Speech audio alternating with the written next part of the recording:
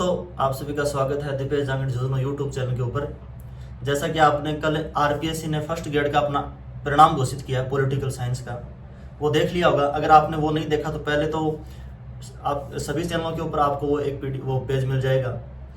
PDF बनाने की जरूरत ही नहीं पड़ी क्योंकि 226 पद थे। 226 पदों में से केवल उनको योग्य लगे सिर्फ 6 बच्चे, कि 6 बच्चे वही फर्स्ट ग्रेड के लायक हैं जो 11वीं 12वीं के बच्चों को पढ़ा सकते हैं। बाकी जो लगभग 6,500 जो बच्चे थे वो उनको अयोग्य लगे। भाई रिजल्ट को देखकर तो यही लगा। मात्र 16 बच्चे हैं वो 2 गुना के लिए, सॉरी 16 नहीं 6 बच्चे, 16 होते तभी थोड़ा बहुत सोचते। 6 बच्चे हैं वो इसमें पास हुए हैं 2 गुना में। तो इस रिजल्ट को देखकर वो काफ़ी प्रसन्न वो उपज रहे मन के अंदर। भाई कुछ तो बोल रहे हैं कि कोचिंगों की गलती है, कोचिंगों में पढ़ाने वाले टीचरों की गलती है कि वो पहले वाले कॉन्सेप्ट से उसी से पढ़ा रहे हैं, या फिर उनका सीमित अपना खुद का कॉन्सेप्ट है वहीं से पढ़ा रहे हैं, वहीं से दावा करते हैं कि इससे बाहर कुछ नहीं आएगा। तो चलो मान लेते हैं वो गलती भी हो सकती है, क्योंकि अपन देखते हैं मार्केट में हर तरह के टीचर हैं वो इस धारा प्रवाह के अंदर आ रहे हैं। कुछ ये बोल रहे हैं कि बच्चों की गलती है, बच्चे हैं वो भी पहले के पैटर्न की तरह ही पढ़ रहे हैं, जबकि आरपीएससी है वो आजकल यूपीएससी का पैटर्न अपना चुकी है। तो कहीं ना कहीं थोड़ी बहुत वो बात भी जायज है, क्योंकि चीज़ें वो समय के साथ बदलती हैं, और जो समय के साथ अपने आप को खुद को बदल लेता है समय रहते, तो वो चीज़ अच्छी है। जैसे जियो मार्केट में आया तो एयरटेल ने खुद को अपने आप को बदला, लेकिन जितना एयरटेल ने बदला उतना आइडिया है, पहले वोडाफोन की सिम होती थी, उन्होंने उतना नहीं बदला खुद को, तो वो पीछे रह गई। तो समय के साथ खुद को बदल भी लेना चाहिए। तो ये बात भी थोड़ी बहुत जायज़ है कि बच्चे हैं वो एक फिक्स पैटर्न के ऊपर चल रहे हैं, कहीं ना कहीं उनके अंदर मोटिवेशन की कमी भी है, सेल्फ स्टडी की भी कमी है। वो जो मैटर काम में ले रहे हैं वो कोई ऑथेंटिक न होकर कोई इसी प्रकार का वो शायद मैटर काम में ले रहे होंगे, जैसा कि एनसीईआरटी है, आरबीएससी की जो बुकें हैं उस प्रकार का मैटर हो सकता है उन्होंने काम में नहीं लिया हो। ये भी बहुत बड़ी भूमिका है वो अदा करती है किसी भी बच्चे के सफल असफल होने में। चलो मान लिया कि थोड़ी बहुत गलती बच्चों की भी है, लेकिन बची हुई गलती किसकी है? बची हुई गलती आरपीएससी की भी एकदम से अपन ये तो नहीं कह सकते कि ये जो 40% वाला जो नियम बनाया है ये बहुत खराब नियम है। नियम बिल्कुल सही है, क्योंकि पहले अपन देखते थे अखबारों में आते थे तब अपन भी गाली निकालते थे कि जिसके माइनस में नंबर आ रहे हैं मैथ के अंदर वो बच्चा फर्स्ट ग्रेड लग गया, और फर्स्ट ग्रेड लग गया वो तो लग गया। अब वो वहाँ पे अब कितने अपनी 60 साल के जो भी उसकी नौकरी रहेगी, कितने बच्चों को वो क्या पढ़ाएगा? अब जब खुद के उसके नंबर 1 नहीं आ रहा तो बच्चों को क्या पढ़ाएगा? तो इसलिए आरपीएससी ने मतलब सरकार ने कहा कि एक न्यूनतम अंक निर्धारित किए जाएं। तो ये 40% की जो एक बैरियर है वो एक लगाया गया।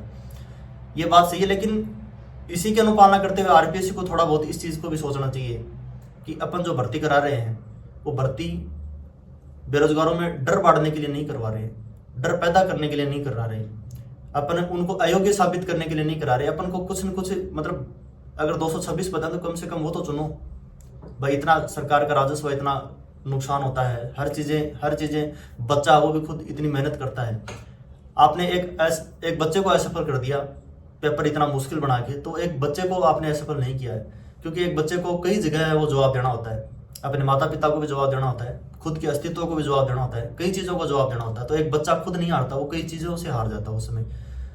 तो पेपर है वो इस टाइप का बनाना चाहिए कि कुछ एक उसका 1/3 हिस्सा वो थोड़ा सरल होना चाहिए, 1/3 हिस्सा वो थोड़ा मॉडरेट होना चाहिए। हाँ 1/3 है वो आप लेवल का ही बनाओ। अपन ये नहीं कह सकते कि ये जो फर्स्ट ग्रेड का पेपर है ये एकदम जैसा पटवारी में बनाया कुछ उस टाइप का सा पेपर बना ले, फिर कट ऑफ एकदम हाई जाए, उससे कोई फायदे वाली बात नहीं। क्योंकि आप गजेटेड ऑफिसर, आपका गजट में नाम आने वाला है, एक फर्स्ट ग्रेड कितना बड़ा पद होता है उसकी आप भर्ती कर रहे हो।